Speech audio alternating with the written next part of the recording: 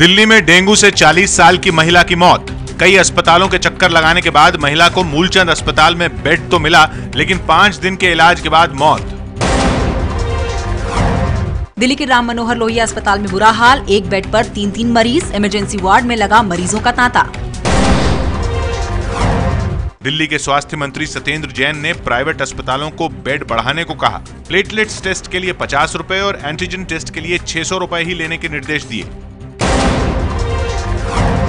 गाजियाबाद में डेंगू के चलते पपीता के पत्ते और बकरी के दूध की मांग बढ़ी। 800 रुपए लीटर तक बिक रहा है बकरी का दूध। गुड़गांव में नेपाली युवतियों से रेप का आरोप लगने के बाद भारत छोड़कर अपने देश लौटे सऊदी अरब के राजनयिक, सऊदी अरब सरकार ने वापस बुलाया। पत्नी के साथ घरेलू हिंसा के केस में दिल्ली के पूर्व कानून मंत्री सोमनाथ भारती को राहत मिलेगी या उनकी गिरफ्तारी होगी। आज दिल्ली हाई कोर्ट अग्रिम जमानत याचिका पर फैसला सुनाएगा। अगर अदालत ने सोमनाथ भारती की याचिका खारिज कर दी तो गिरफ्तारी तय है, क्योंकि दिल्ली के द्वारका कोर्ट ने भी गैर जमानती वारंट को खारिज करने से मना कर दिया।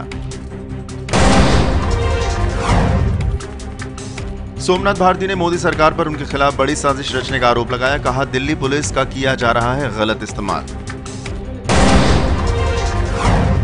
ये पूरी की पूरी स्ट्रैटेजी रची गई पीएमओ के अंदर। पुलिस को मिसयूज किया जा रहा है, तो गिरफ्तारी इनकी मंशा है। दिल्ली के पास नोएडा के सेक्टर 19 में सॉफ्टवेयर इंजीनियर दीपिका का शव पंखे से लटका मिला। हत्या के एंगल से भी मामले की तफ्तीश। हरियाणा के अंबाला की रहने वाली दीपिका HCL कंपनी में काम करती थी। 2 साल पहले दीपिका नोएडा आई थी। दिल्ली में डेंगू से भयभीत लोगों से स्वास्थ्य मंत्री सत्येंद्र जैन ने की अपील। कहा, घबराएं नहीं, बस सचेत रहें। डॉक्टर की सलाह के बिना कोई दवा भी ना लें। गुड़गांव से दिल्ली के बीच ट्रांसप्लांट के लिए सड़क से लाया गया दिल। सिर्फ 21 मिनट में तय की गई 25 किलोमीटर की दूरी। इससे पहले दिल्ली के करोल बाग से साकेत तक दिल को ले जाने के लिए 16 किलोमीटर की दूरी 20 मिनट में तय की गई थी।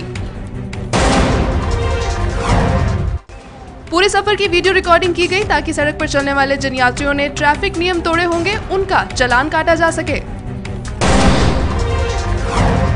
गुड़गांव से दिल्ली के न्यू फ्रेंड्स कॉलोनी तक दिल को सही सलामत और समय पर पहुंचाने के लिए पूरे रास्ते को नो रेड सिग्नल यानी ग्रीन कॉरिडोर बना दिया गया।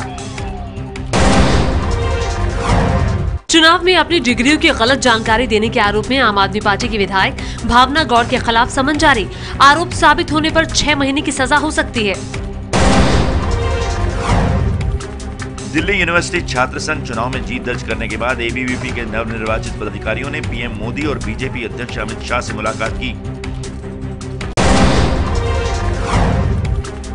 दिल्ली में आज कांग्रेस CM अरविंद केजरीवाल के घर के बाहर करेगी विरोध प्रदर्शन। दिल्ली में बढ़ रहे डेंगू के मामले को लेकर प्रदर्शन।